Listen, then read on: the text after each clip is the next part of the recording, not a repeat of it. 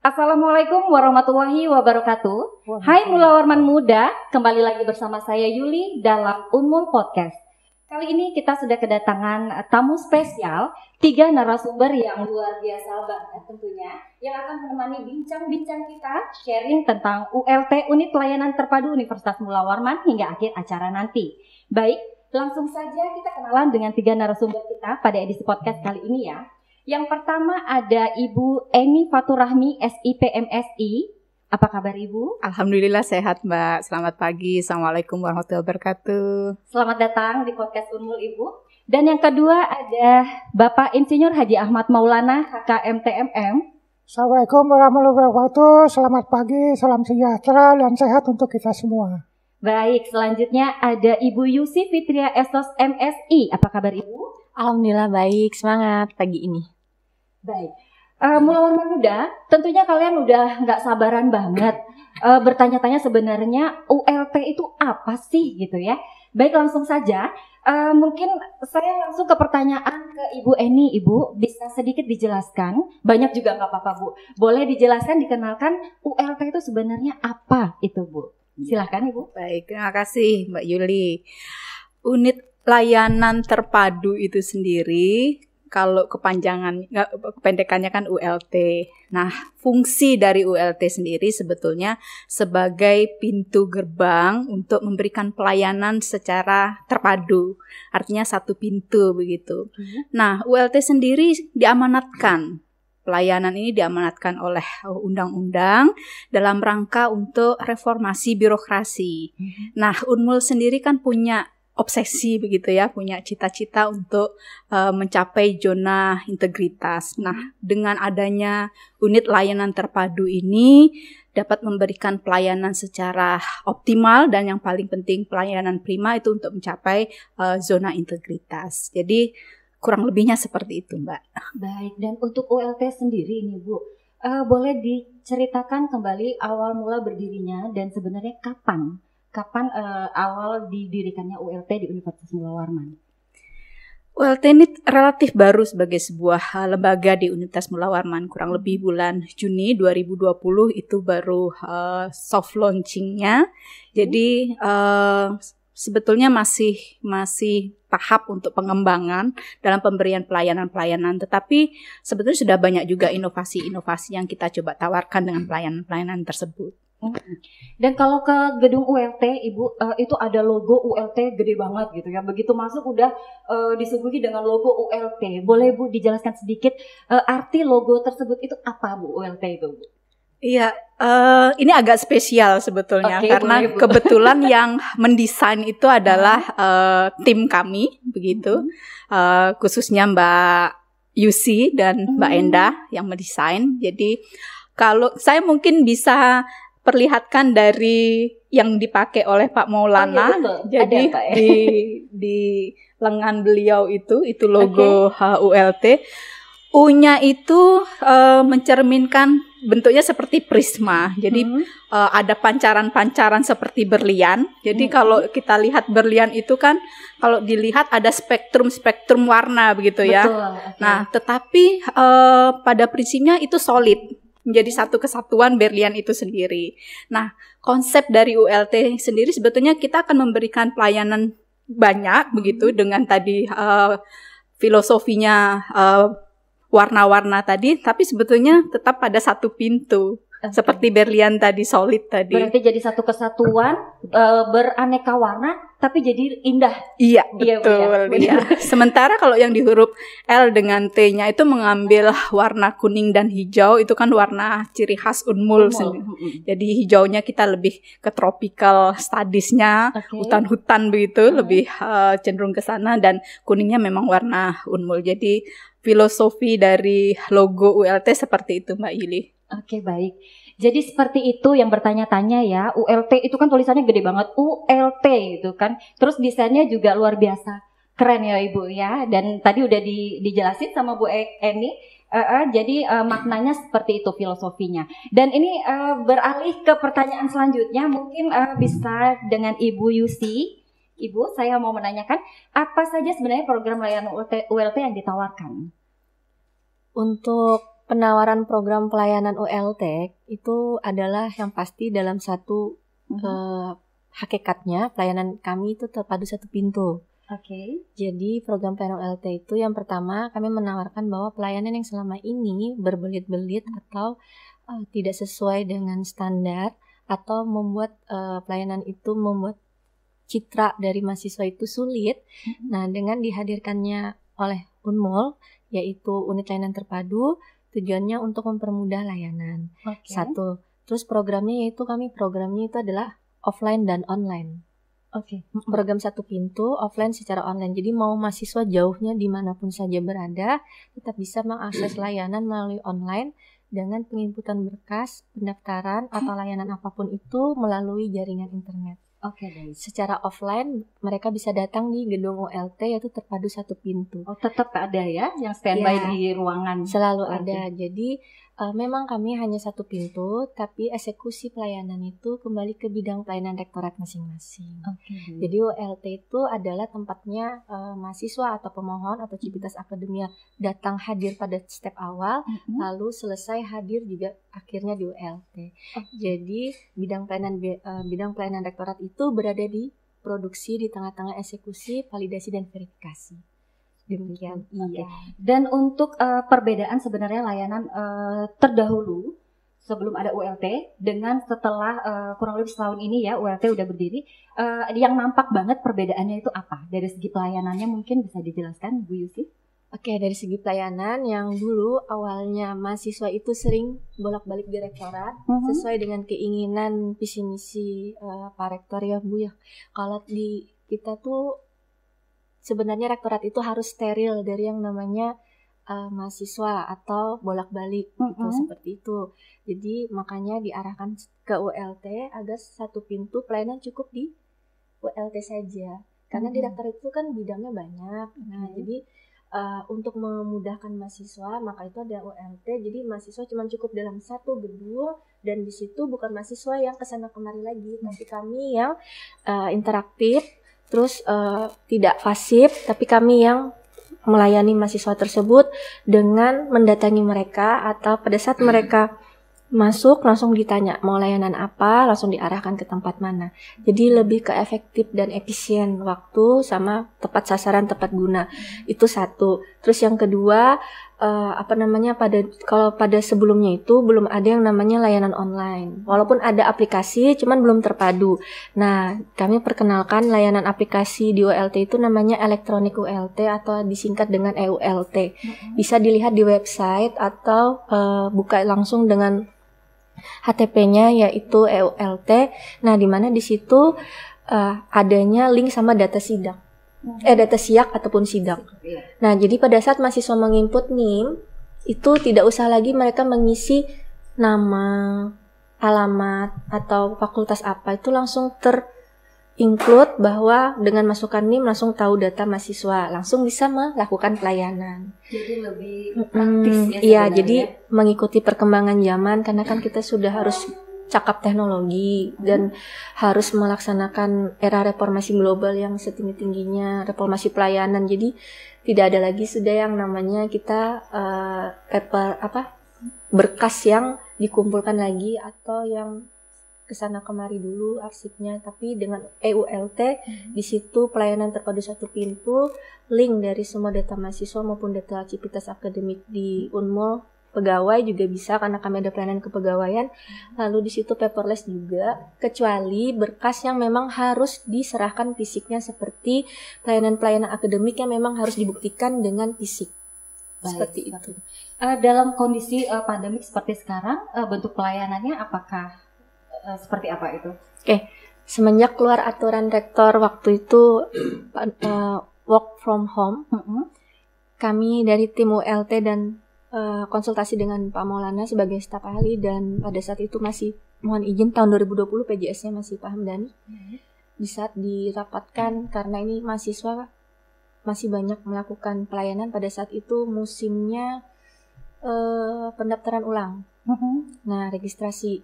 Nah, jadi mahasiswa masih bolak-balik dan perlu sekali mendapatkan pelayanan. Sampai akhirnya kami putuskan dan disetujui oleh Kepala Biro Parijali pada saat itu kami tetap buka, tapi jamnya saja yang dikurangi. Jadi dari awal pandemi sampai alhamdulillah mengurangi ini kami tetap offline, cuman shiftnya saja. Seperti itu. Baik. Dan aku beralih ke Pak Maulana, Pak. Boleh ya, Pak? Jadi saya mau bertanya tentang gini, Pak. Dalam satu hari sebenarnya kira-kira sekitar berapa banyak pelayanan yang dilakukan di ULT? Jadi terima kasih. Kalau saya ini kan mengamati dari 6 aspek sesuai Permendagri. Yang pertama yang saya amati masalah kebijakan pelayanan. Kebijakan pelayanan itu bagaimana standar pelayanan, bagaimana format pelayanan, kemudian bagaimana yang kedua bagaimana profesionalitas SDM. Saya memberikan saran itu semua. Kemarin kan saran saya alhamdulillah sudah terlaksana. Kemarin kita sudah mengadakan pelatihan. Itu salah satu faktor indikator yang meningkatkan OLT. Tidak gampang itu Bu, tidak sembarangan orang bisa melakukan pelatihan. Tapi Unmul alhamdulillah sudah. Insya Allah nanti ada 30 orang ya. Kita sudah sertifikasi. Dan itu tidak gampang itu. Unmul luar biasa ya. Yang kemudian sarana-prasarana. Jadi apa saja yang diperlukan sesuai Permendagri, sesuai Permenpan, sesuai Undang-Undang Nomor 25, persyaratan apa aja yang diperlukan itu saya amati terus. Ya, saya memberikan masukan sama tim, sama Ibu Eni, sama Ibu Yusi. Jadi saya amati terus sama Ibu Enda bahwa kita lengkapi ini pelan-pelan. Memang Unmul ini kan baru. Jadi pelan-pelan, cuma memang kita ini sebenarnya Unmul itu jadi terdepan, jadi pionir oleh untuk semua universitas. Mudah-mudahan kita harapkan Unmul ini pionir, jadi orang studi tiru kita. Tapi pelan-pelan kita benahi. Kalau ada yang kita belum jelas, nanti kita sampaikan ke Kemenpan sebagai induknya. Nah, tadi yang ditanyakan tadi masalah apa tadi? Pengunjung. Pengunjung nanti teknis nanti ditanyakan Ibu Yusi aja, karena kan saya tidak masuk ke teknis. Ya. Meskipun saya bisa, tapi kan ada Ibu Yusi yang lebih pas untuk menjawab. Tapi intinya sebenarnya kenapa OLT ini ada? Kita harapkan semua layanan itu terintegrasi. Ya, ada reformasi birokrasi dulu kesini, kesana, kesini. Sekarang cuma satu titik. OLT aja. Ya. Yang kedua ada reformasi administrasi. Dulu persyaratannya 10, kalau ini pesannya cuma 2 aja. Ya. Karena kan seperti kartu mahasiswa, kan tidak perlu bolak-balik, kartu masuk kan cuma dari kuliah sampai selesai kan. Dan rektorat jadi ramai mahasiswa setiap harinya Pak, karena mengurus sesuatu harus sesuai dengan birokrasinya. Ke sini bawa berkas, nanti berpindah ke satu tempat lagi gitu. Jadi kan ribet Bu ya. Ya insya Allah nanti kalau ada OLT ini, insya Allah apalagi Unmul itu kan punya tim IT yang kuat ya. Terus, nah itu nanti kita sama-sama. Jadi kita usahakan integrasi, semua data sudah ada. Begitu kita klik, pokoknya ada orang mau cari kerja, ini alumni umpamanya cari kerja, perlu surat keterangan dari rektor, kan dia nggak perlu ke Samarinda, cuma dia menghubungi kita aja lewat website, lalu kita ada tanda tangan elektronik nanti dari Pak Rektor, mudah-mudahan cepat ya, kita tanda tangan, ya sudah di sana nggak boleh sendiri di rumah. Jadi pokoknya kita mengikuti kemajuan zaman, insya Allah dengan pengalaman yang ada itu. Tapi ini perlu komitmen ya. Komitmen itu bukan satu, kemudian dari atas sampai ke bawah. Ya. Semua harus komitmen, harus mau berubah. Ya. Kalau sudah mau berubah, insya Allah jadi. Karena Allah itu tidak akan merubah nasib seseorang kalau orang tidak mau berubah. Jadi kalau kita teriak-teriak mau berubah, tapi orangnya tidak mau, berat. Ya. Itu yang penting, komitmen kuat. Pengalaman saya, komitmen harus kuat. Karena saya sudah pernah mendapat pelayanan prima, tapi komitmen harus kuat. Kalau udah berat. Ya, harus didukung oleh semua pihak. Betul sekali Pak. Karena gini, ULT udah berusaha untuk menyuguhkan pelayanan yang prima. Tapi kalau yang lainnya nggak mensupport itu, nggak paham dengan fungsi ULT, juga nggak akan berjalan dengan baik. Benar ya Pak ya? Tapi kita tetap berusaha, tetap meyakinkan, karena mereka tidak mau itu kan mungkin kurang komunikasi, belum paham. Iya, benar, jadi Pak. kita tetap sosialis terus. Ya. Saya bantu, saya bilang, selagi saya punya napas, saya punya kekuatan, yang penting saya tidak kena stroke. Betul. Ya, nanti saya bantu. Maju terus Pak ya. Maju terus, Maju insya-Allah. terus. Dan alhamdulillah dengan Bang, dulu saya pernah ke Azerbaijan, itu pelayanan publik terbaik di dunia. Itu di dunia loh ya, paling penting. Itu sudah luar biasa. Mereka semua pakai IT. Ya, jadi kalau kemarin ada arahan dari WR4, itu data itu memang harus tersentral Bu ya. Nah kalau data itu sudah fix, sudah WLT itu enak sudah. Oh ya, orang mau apa? Karena data itu sudah link dari keuangan, sudah link dari Betul. Ini kan cuma klik. Betul, Kita Pak. dimanfaatkan teknologi. Jadi sebenarnya semua urusan dipermudah dengan hadirnya ULT. Oh iya. Benar, itu ya intinya seperti Oh, itu iya. Pak ya. Jadi seperti itu Mulawarman Muda. Jadi kalian nggak usah yang selama ini juga berurusan sebenarnya jadi malas karena ribet urusannya. Belum lagi kalau sampai direktorat harus menunggu antrian panjang untuk cuma mengurus KTM atau lain-lainnya. Gitu kan sebenarnya buang-buang waktu banget, benar ya Ibu Eni ya, Ibu Yusi. Jadi sekarang kalian cukup ke ULT juga gedungnya juga nggak jauh-jauh dari rektorat sebenarnya, dan di sana kalian akan dilayani dengan baik tentunya. Baik, terima kasih Pak Maulana. Sekarang saya beralih ke Ibu Yusi. Ibu Yusi sebenarnya kendala apa saja atau apa aja yang menjadi hambatan saat pelayanan ULT itu berlangsung dari awal sampai dengan saat ini, yang dirasakan apa Ibu? Baik, terima kasih Ibu, mohon izin. Jadi Yusi menjawab dulu kayaknya sepertinya yang berapa kunjungan tamu sehari dan berapa pelayanan dalam sehari. Oke, baik. Jadi kami punya data ya. Jadi di ULT itu ada yang namanya bagi pemilik akun struktural. Di situ ada kolom yang namanya laporan. Di mana laporan itu pada saat kita klik dari tanggal berapa, di situ terlihat pelayanan sudah sampai berapa yang masuk atau berapa yang sudah terlayani setiap hari. Nah, karena prinsipnya ULT itu adalah transparansi, akuntabel, dan efektif efisien. Nah, karena jumlah tiket masuk yang di-create oleh mahasiswa dari tanggal 1 Januari sampai tanggal 7 Oktober 2021 ini itu 844 yang masuk. Nah, sudah banyak, terus yang sudah selesai 840. 4 masih yang ada, mungkin ada kendala atau apa, tapi pada saat kita ketahui ada kendala, kita pasti fast respon.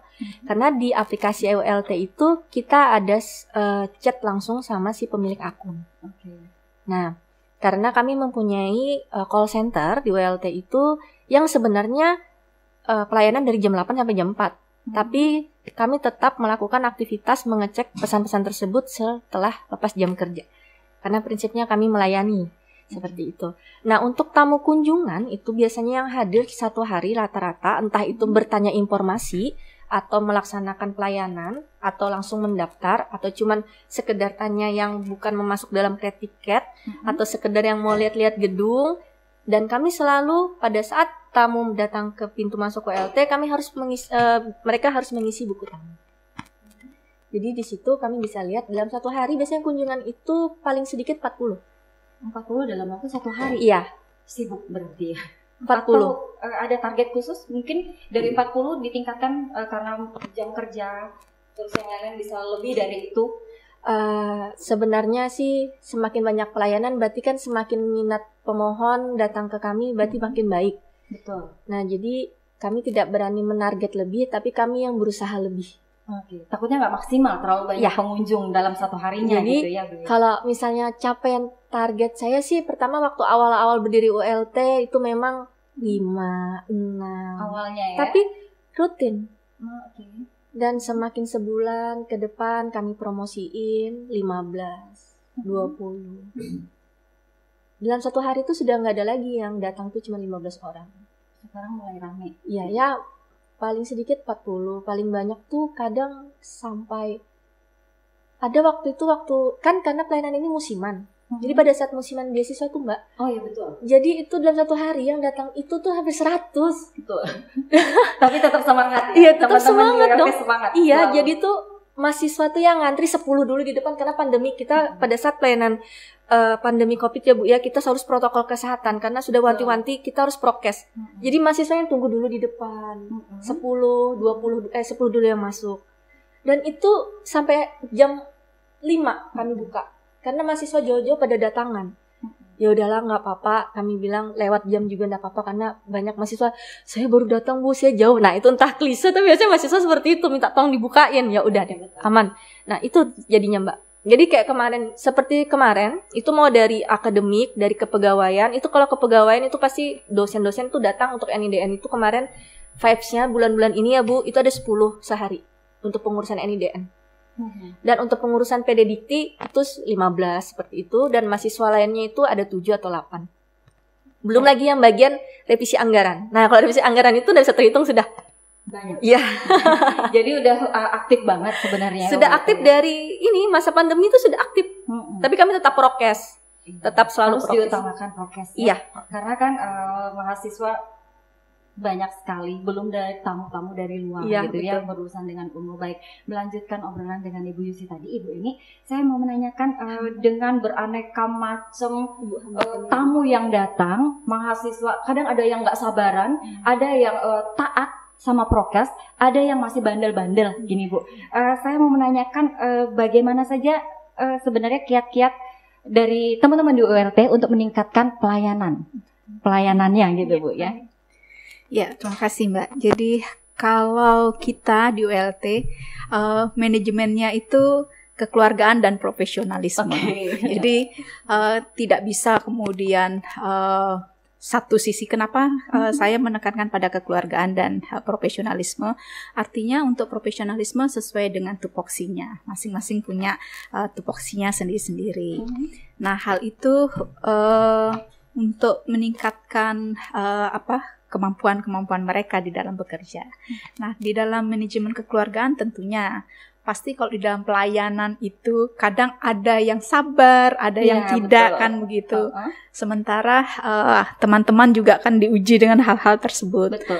Nah, makanya untuk memberikan motivasi kepada tim, ya kita pakai manajemen kekeluargaan, saling menguatkan, kemudian selalu berkomunikasi. Kita punya grup work sendiri yang hampir setiap hari ada komunikasi, baik itu komunikasi yang berkaitan dengan masalah pekerjaan maupun komunikasi yang berkaitan juga dengan misalnya ketika ada halangan, kemudian bisa memberikan konfirmasi lewat komunikasi di WhatsApp. Tetapi setiap hari tentunya kita juga ada pendekatan-pendekatan khusus begitu ya kepada teman-teman, barangkali ketika sedang letih tadi, sedang lelah menghadapi pelayanan yang bete gitu ya, terus mahasiswa macam-macam tingkahnya gitu Bu, yang kadang bikin dan selalu gitu. Sementara kan kita harus 3S itu, sapa, senyum. Nah, senyum itu yang tidak boleh diabaikan. Saya selalu tekankan kepada tim bahwa